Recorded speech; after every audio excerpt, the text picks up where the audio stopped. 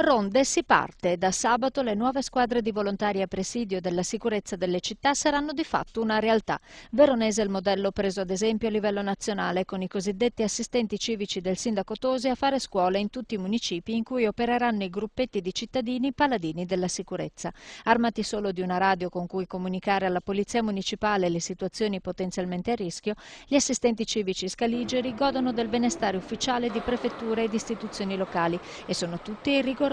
testati. Ma l'esperienza delle ronde è in realtà in Veneto una consolidata pratica già in molti centri urbani, come a Cittadella nel Padovano, dove le ronde padane sono considerate un presidio ormai consolidato, ed ancor più come a Treviso, la città in cui ha visto la luce Veneto Sicuro, ossia l'associazione genitrice delle ronde della Marca, che trova nella Lega il suo punto di riferimento. Proprio nel trevigiano del resto i volontari rondisti hanno trovato il terreno più fertile per operare e moltiplicarsi, da Conegliano ad Oderzo, da Gorgo al Monticano a Crocetta del Montello, dove è stata attivata una vera e propria scuola di formazione. Non molto considerati a Vicenza, nonostante l'apprezzamento pubblico del sindaco del capoluogo berico Achille Variati, i cittadini vigilantes sono invece un'emanazione dei quartieri a Padova, con il capoluogo euganeo che ha visto crescere comitati cittadini molto vicini allo spirito delle ronde lungo le strade, storicamente simbolo del degrado e della criminalità.